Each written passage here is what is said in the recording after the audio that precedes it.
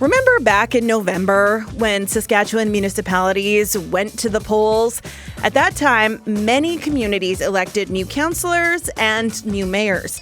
That means new ways of looking at some of the challenges and opportunities facing communities across the province.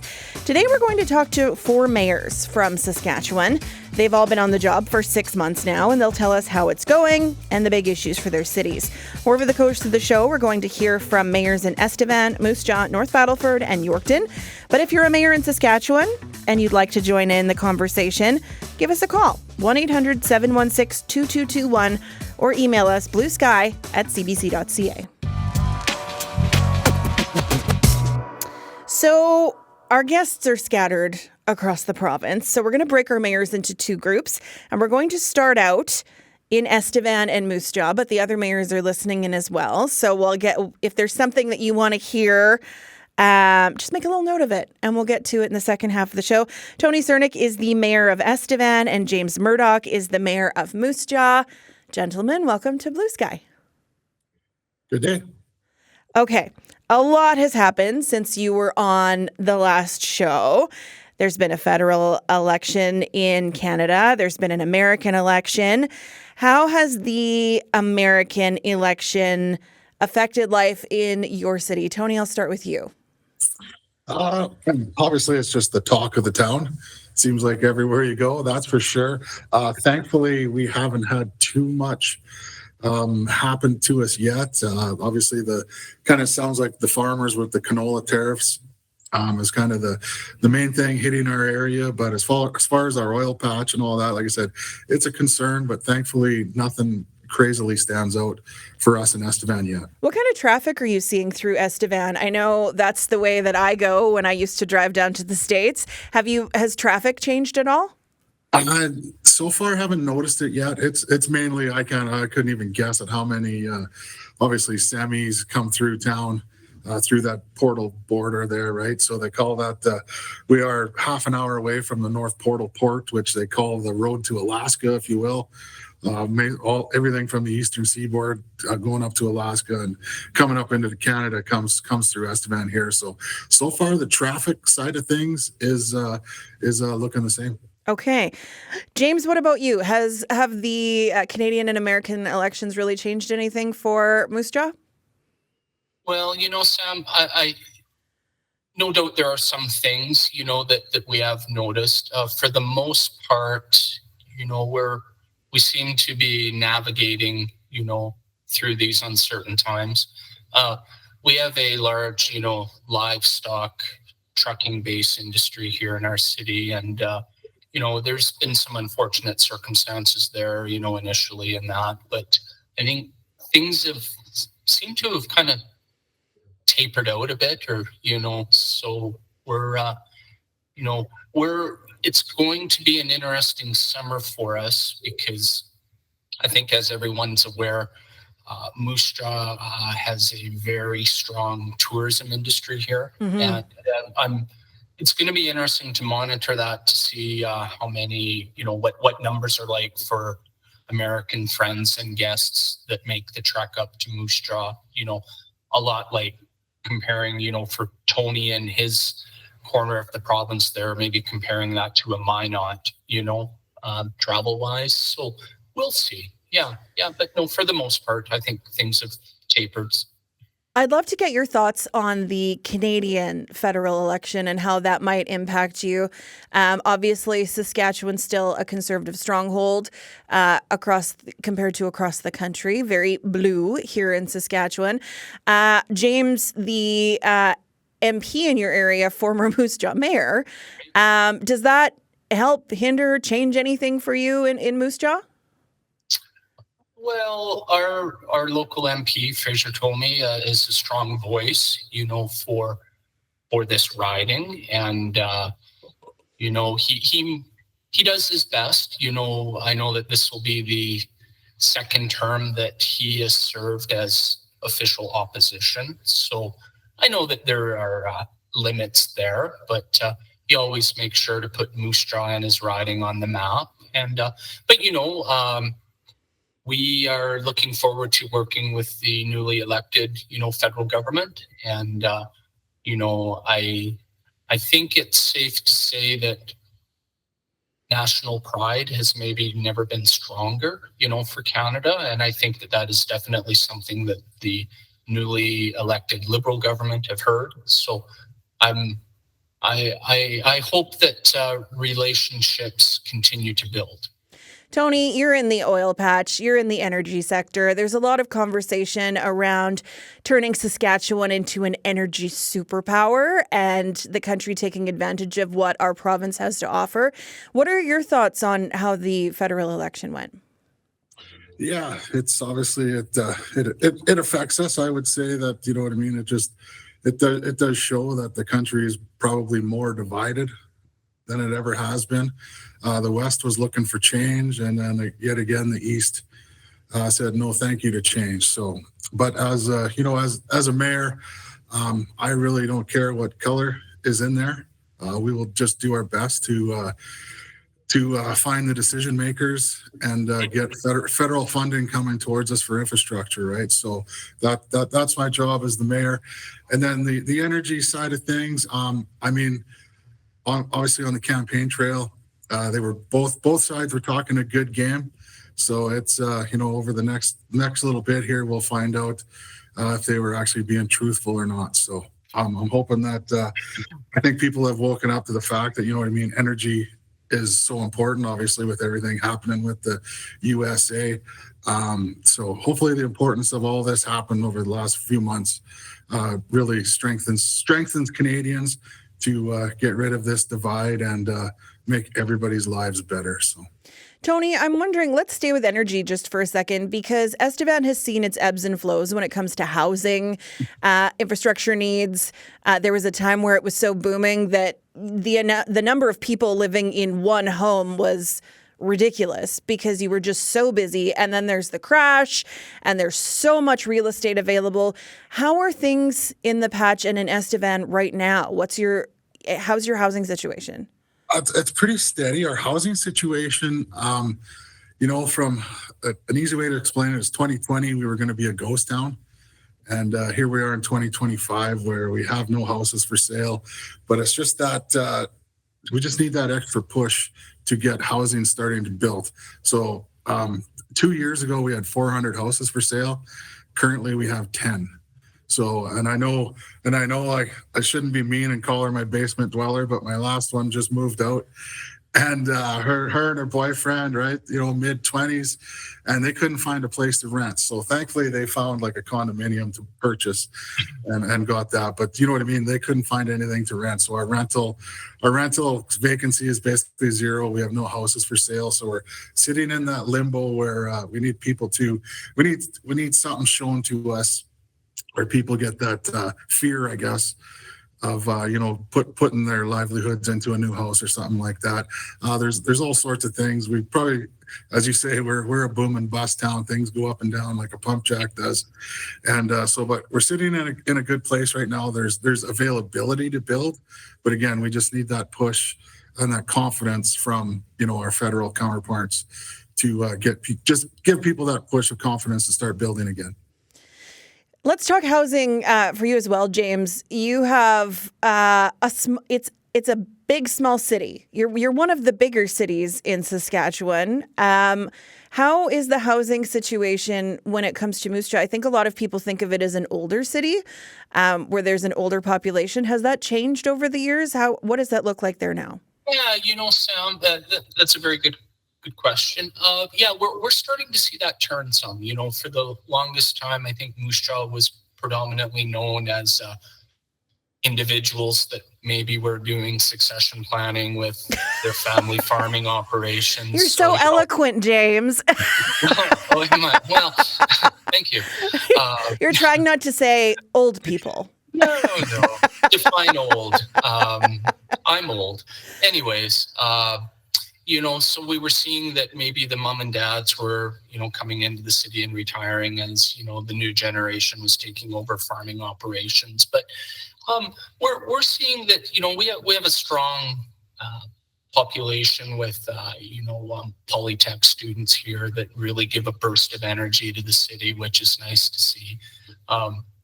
we have a fairly strong numbers for that 20 to 30-year-old market, of individuals. So for housing for us, we have lots of opportunities for new builds, single dwellings. But as Tony mentioned and Estevan, we're even seeing too that maybe introductory level, that there's a very large gap there. And that's something that we're making a priority, for maybe the lower income, so that we're continuing to work on that with development plans and that. And, so we'll move ahead with that and encourage new builds. Yeah.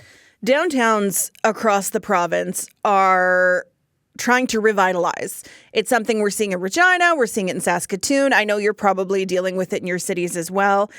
What seems to be killing your downtown, James, or is your downtown doing well? If you're asking me, I think we have a very strong downtown presence with our local businesses, because they are the main drivers for our strong tourism industry. Mm-hmm. For 2024, the numbers that I saw from Moose Jaw Tourism stated that the industry saw an injection of $134 million into the local economy just from tourists. And of that, I think approximately 18 million were from out of country guests.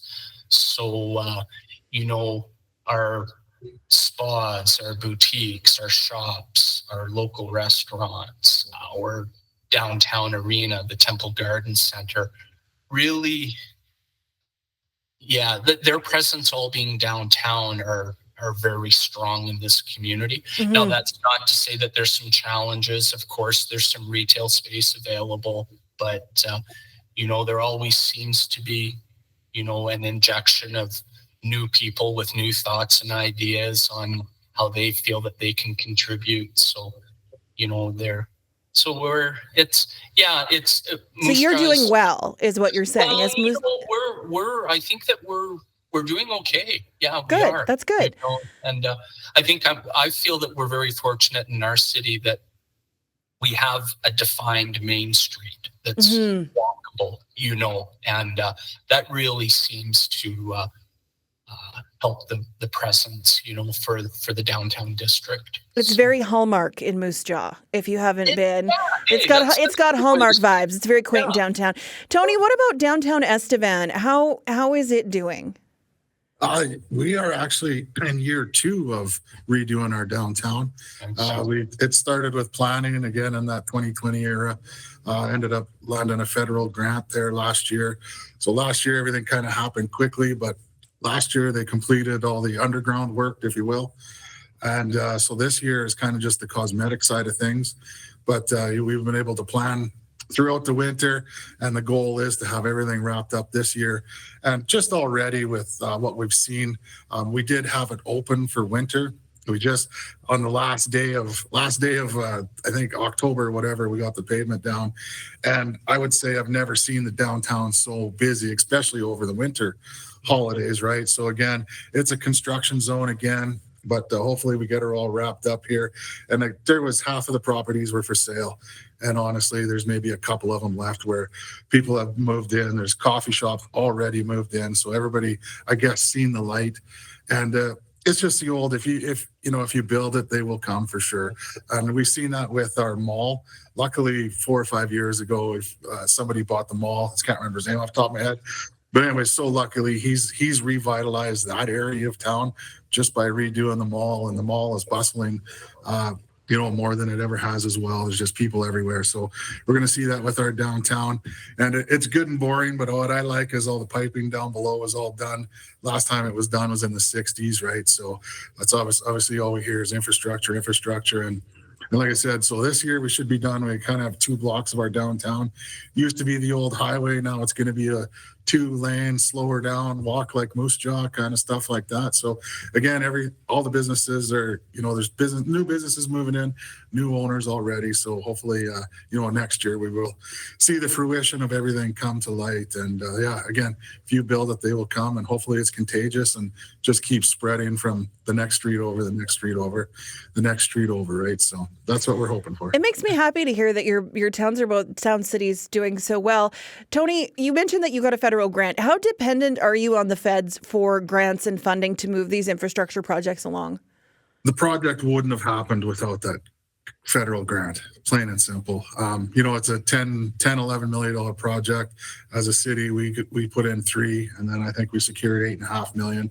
And again, plain and simple, the project wouldn't have happened without that federal funding. So, what about you, James, in terms of moving infrastructure projects along?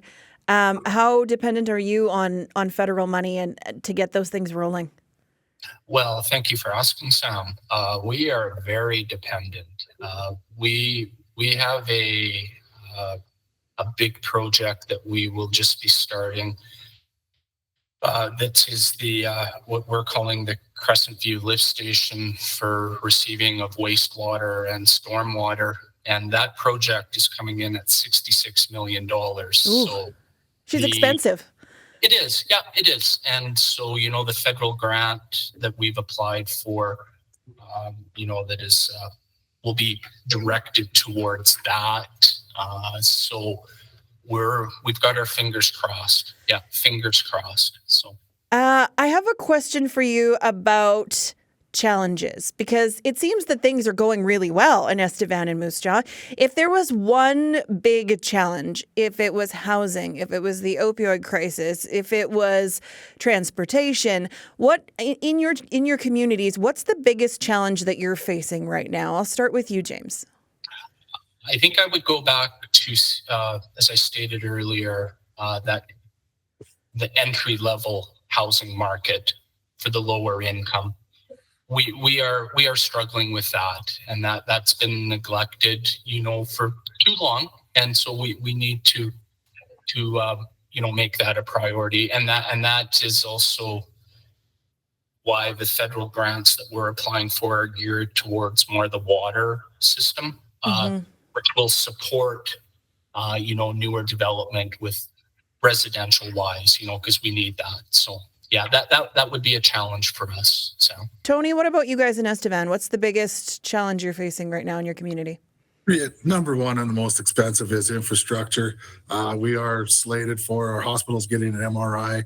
We're getting a new nursing home. Hopefully the dirt will start flying next year on that, but kind of something then. But where the nursing home is, that's where a new residential area is kind of already planned. But we don't have sewer and water there, so it's a project that was on the back burner, but now it's on the forefront because obviously we're going to need it for the nursing home itself. So there's $12 million right there for just sewer and water pipes, right? So again, I call it the boring stuff under the ground, but it's the most important. I was going to say you've been real excited about. I've been saying you've been really excited about pipes this whole conversation so far, and not the oil kind, but the kind that does water and distributes things to your residents. And finally, before I let you two go, I want to talk to you about social media, because tomorrow on the podcast, This is Saskatchewan, we're talking about the comment section. How much power do you give to, we can call them keyboard warriors, we could call them concerned citizens, but they're on the internet, they're commenting on your posts, whether they're your city pages, whether they're your personal pages. James, how much clout do you give to social media of concerned citizens in the comment section? Well, I think it's, a very quick way that they can, inform you on what they're thinking. Both positive and negatively with thoughts and ideas, but it's a way that they can express themselves. And I, for one, I'm not on any social media personally. That's for the best. Let's be real. So I just rely on other individuals to update me.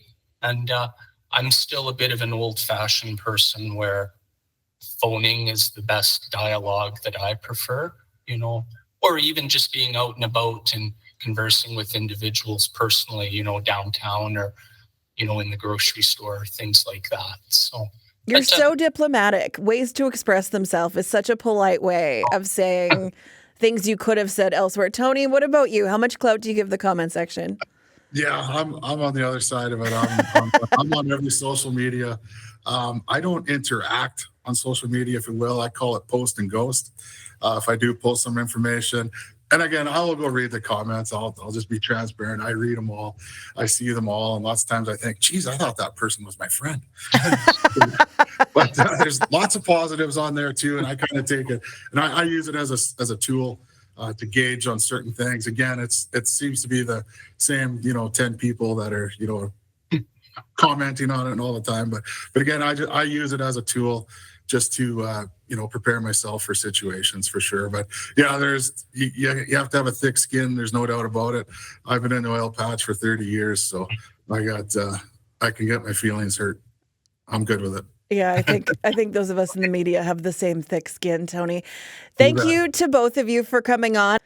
I'm Sam McKegg, and today on Blue Sky, we are talking about communities around Saskatchewan, the challenges, the opportunities. We are checking in with municipalities 6 months after the municipal elections back in November. It's hard to believe that it has been 6 months. We're now going to introduce 2 more Saskatchewan mayors. Kelly Houghton is the mayor of North Battleford, and Aaron Keenley is the mayor of Yorkton. Welcome to both of you. Thanks for being here. Thanks for having me. Thank you. Okay, you've been listening in. People couldn't hear you or see you, but they definitely, you were there. You could hear what the conversation was. Did anything that the mayors of Estevan and Moose Jaw say stand out or resonate with your own experience? Kelly, I'll start with you. Well, which topic did you want to start with, Sam?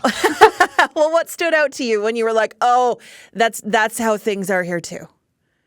Well, the discussion about housing was interesting. I think that there's just one thing that's worth talking about is the cost of housing and the cost of construction being a major barrier to getting shovels in the ground in communities. And, Mayor Cernick talking about the lack of housing in Estevan, it has a lot to do with the cost to build those houses or condos or whatever it might be.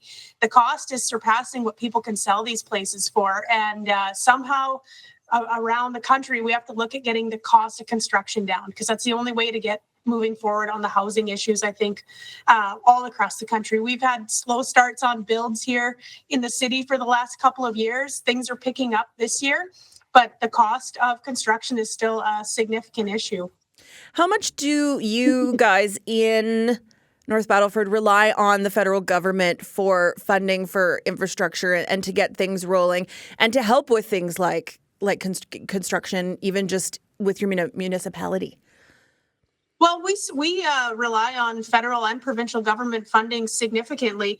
60% of Canadian infrastructure is located in municipalities across the country, and only 12 cents of every tax dollar collected is collected by municipalities. So the need for provincial and federal levels of government to invest in infrastructures in municipalities is huge. It's critical. In the city of North Battleford, there's the issue with pipes under the ground. Mayor Cernick and Mayor Murdoch were discussing. We've had the federal government participating in a sewer trunk main and our downtown, underground roads and sidewalks. But we're also looking at those more significant capital projects like replacing arenas, replacing and building colleges. And those are the type of projects that municipalities certainly cannot do alone. So the discussion on federal infrastructure funding is a very important one coming up that I think all of us across the country, mayors of every size community, are interested in how that's going to roll out. Federal infrastructure dollars in a city like North Battleford don't really flow through to building a house on an already serviced lot, but we still have infrastructure needs to be able to grow our community. So it's finding how can we get that infrastructure dollars so it makes sense for all of us. Aaron, what about you? What stood out from the conversation we had with the mayors of Moose Jaw and of, oh my gosh, my brain's just disappeared, Estevan? Yeah. Mayor Houghton hit it on the head as far as the cost of building, because we've had we need hotels, and we're courting different hoteliers. We need housing, we need affordable housing, we need condos, but the cost to build, I was talking to a city councillor from Warman, and he was letting me know that you build a place, it might cost you $600,000 and it's worth 400 on the market. So it just doesn't make sense. Doesn't make sense to do that. So that certainly was a great comment by Mayor Houghton and something that stood out to me. The downtown, all the talk around the downtowns, I find really interesting. I find ours is like, I have a business in our downtown, and I think we're fairly flat. Like, we don't have a ton more new stuff going on, but we have enough to supplement the ones that kind of become vacant. So that was fairly similar. Need on federal dollars. Certainly, we're looking at a wastewater treatment facility, and it's not going to happen without the feds. So, that relationship both between us and the federal government, and then also our provincial government also playing ball with the federal government, I think will help Saskatchewan get some of that funding as well. So those were some of the takeaways for sure. Can you give us a sense of some of the big infrastructure projects that are going on in Yorkton right now? Well, so we came off of a two-year project on a piece of, it's essentially a highway that rolls through kind of our industrial part of town, and I believe it was in the range of like $20 million. So something that we're going to be paying off for a good portion of time. This year, starting yesterday, we have a stretch of road that comes off of our main street, which is Broadway, and goes past some commercial and then into a residential area. And that is around, I believe, $3 or $4 million. And so that's starting now. We're trying to take care of the intersection that's on our main street on Broadway as quickly as we can, so it doesn't disrupt some of our things that happen in our rec facility, and then move along, and it'll be all summer that we'll be kind of working on that project. And then obviously all the spring maintenance that happens every year, and water mains and those types of things. But that would be one of our bigger ones. Did you know when you got elected how excited you would have to get about pipes and water mains and roads? Hey, Mayor Tony is a little bit more excited about it than I am. I have people for that. They're very excited. If you ever want to talk water, sewer, pipes, I got a guy, and he gets so fired up, and he'll have an hour-long PowerPoint for you. But no, it's infrastructure is always a big one because we are in such a deficit with it. So you have to kind of get excited about doing the projects, and you have to have a healthy fear about what could be coming. What gets you fired up then? What's your bread and butter? What's the thing that you could spout off about that needs attention?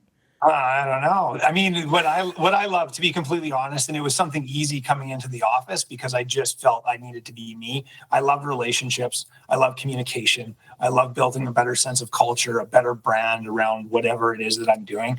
And so that is something that fires me up. Speaking of even social media, like that is something. I'm not as much of a social media guy as I have been since 2006 or whenever we kind of started seeing it, but it was something that propelled my businesses forward. A lot of my businesses had to do with younger people and the youth, and you had to be a part of that. So even working with social media and with communication to put out information from City Hall to our residents and try to build that brand and that culture, that's something that I'm certainly passionate about. Do you read the comments?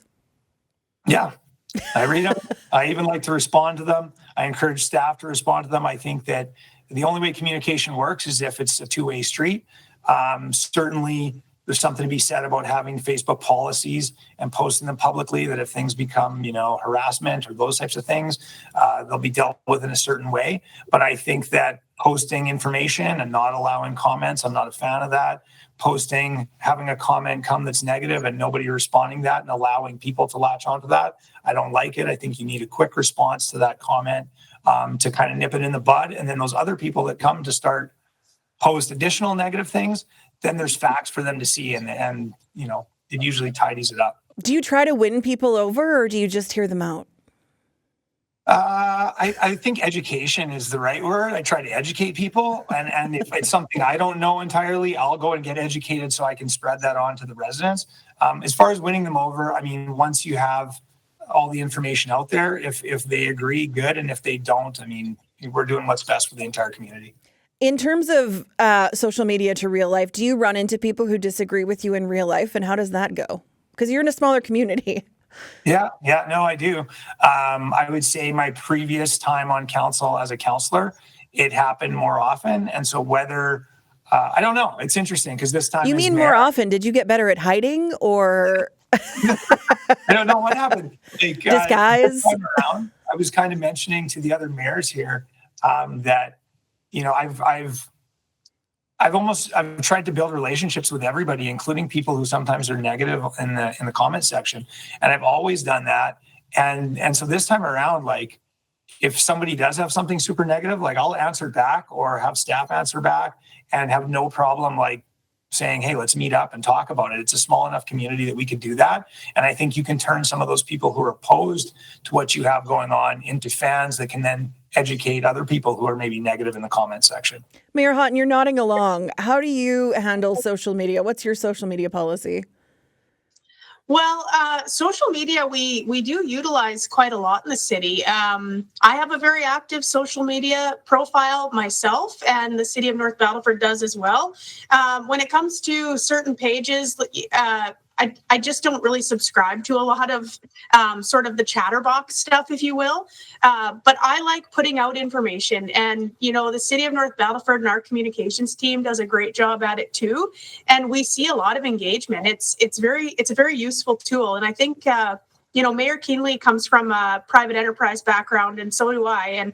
And bringing that sort of view into the municipal world is important, because how a business handles advertising, which really is what social media is utilized for, is different than how government has traditionally viewed it. So I think it's useful to bring that view in. It's not all negative. In terms of difficult people, there are difficult people on social media, as well as folks you meet on the street every day. And I think the best thing you can do is run towards them sometimes and, find out what the question is or what the issue is. A lot of times you find out that maybe something happened 10 years ago that nobody answered a question or nobody dealt with an issue. And that has just bubbled along all these years. Building those relationships with all people, no matter what side of the coin they come on, I think is really important, and it's useful and helpful. You said you have an active social media presence. Do you run it yourself, or do you have someone do it for you? I do run it myself, yeah. Not everyone does. I was okay. Then that answers that question. How much credence do you give the comments? I don't know. I don't get a lot of, on my own personal social media, I don't get a lot of commentary discussions, but if people comment on things, it's welcome. If folks have a question or a concern, though, it's now time to reach out and say, okay, how do we deal with this appropriately? Because I'm not interested in having debates through a comment section online. I don't think that is productive and useful. It's usually just a fire that's fueled, in my opinion. Let's talk about challenges and opportunities, because we've heard Moose Jaw, Estevan seem to be doing really well. And not to say that that's a barometer of if your town is struggling or not, but I'm curious in terms of your communities, Mayor Keenley, how would you say Yorkton is doing in terms of challenges versus opportunities? Well, there's always going to be a bit of both. Certainly in opportunities, we've seen a lot of investment in the agri business. So those agriculture businesses and out in our industrial area, there's great opportunity there. We're currently spending money directing more water out to a certain area that'll probably be taken advantage of by potential new businesses, and also eventually will loop in to help our current canola crush plants and those businesses. We saw our building permits jump from an average, it's usually between 15 and 30 million. And last year, I think it was 187 million. So investment being put in agribusiness, lots of opportunities there. And I think it crosses over into small business, because that means there's going to be more employees, more staff, housing. We kind of spoke to that, but I think there are opportunities for housing to make sense. And then struggles. I mean, we talked about it, I guess, on our last interview, was mental health and addictions and houseless situation and and even just health in general seems to be something that comes up all the time, and it is a provincial responsibility, but it seems like we're having to get a little bit more involved than maybe we have in the past. And so that's still something I think about a lot. Affordability, which we talked about in terms of housing, but there's affordability in everything else that's happening. That's something that's still, as far as being like out on the streets and talking to residents, that's kind of front of mind as well. What did you bring up at SUMA as your concern? It was mental health addictions and the houseless issue, and how we need sustainable funding. We're so thankful for the sustainable and steady funding that comes through municipal revenue sharing from our provincial government, and we need something in that way when it comes to dealing with mental health addictions. And the crisis that we're all seeing in our communities. And also there's a number of great community groups. We have SIGN, which is the Society for the Involvement of Good Neighbors. And this organization and the facilities that they have here in Yorkton, the programming that they do is absolutely wonderful, but they're stretched completely thin. They have opportunity to create more programming and give more help, but they barely can afford to pay for what they're doing now. And people aren't, getting the wages that they should get, because it's like a passion project. So I was advocating for them and for us as a community. We need, example would be going through budget. We needed another bylaw officer to deal with, things that are happening in the downtown core, and things that are happening with little encampments and different things like this. So another person is what we needed, but as council looks at the ask and weighs it against a number of other asks, that one wasn't approved, because really at the end of the day, like, we should be getting help from the provincial government for that. And so that was what I asked. I didn't quite get an answer, as kind of usual sometimes with dealing with politicians. But the question had to be asked, and it needed to be out there. And I hope that there'll be work done on it in the future for sure. We actually have a new program that we got funding from the feds, and it's a barriers to access coordinator role. Mm-hmm. And so this is somebody who's going to work out in the community with vulnerable people who are in need of their ID or a cell phone or a place to stay or different programming. So it's front of mind for us, and I wanted to bring that forward to the provincial government. Mayor Houghton, in North Battleford, opportunities and challenges. Why don't you start with the good news? Yeah, sure. Well, opportunities, of course, in North Battleford, we've got a council that's really focused on growth right now, and trying to understand what policies the city could change or intervene with to make growth and development maybe a bit more opportune here in North Battleford. North Battleford and the Battlefords region is the northwest urban center for the entire province. So, we feel that we have a good opportunity to be a solid service center for a good chunk of the province. We do really well in healthcare, social services delivery, and those types of things. The oil industry is expanding north of the city. That's been an industry that's been talked about being on the cusp in the Battlefords for years, and it's here. It's coming. It's finally here. So, we're trying to ensure that we're ready to bring that development into the city, whatever they might need as well. And then, of course, the agriculture industry here is a very fruitful industry that provides a lot of economic development in the community and around the community. So yeah, we're really focused on growth here, and I think there's an opportunity. We've got service land ready to go, and we're seeing some of that come in this year. What about challenges? What would you say your biggest challenge is as a city right now? I mean, a lot of the challenges that Mayor Keenley just talked about, we share. Challenges with houselessness, mental health and addictions, gangs. There's issues, of course, with recidivism in the justice system. We've got a lot of repeat offenders that the police, RCMP here, are chasing relentlessly, trying to keep those folks behind bars as much as they can. But we have an issue with that. And a lot of that is also perception of safety in our community. The Battlefords has been sort of unfairly characterized as an unsafe place, and we're not. There are issues that happen here, much like there are in many urban centers. But we're working on turning the page so that our community feels proud to live here and remembers that this is a safe place to be. Along with some of those things, we struggle with, attracting qualified workers to different industry. And I know that's an issue nationwide is hiring people. But a lot of times the perception that the Battlefords has unfairly had is an issue for us attracting people to work here. So we're really working hard on trying to turn that page internally in the community as well as externally, because we have a lot of wonderful things to talk about in the Battlefords. How do you make people feel safe and want to be there and want to be out and about in your community?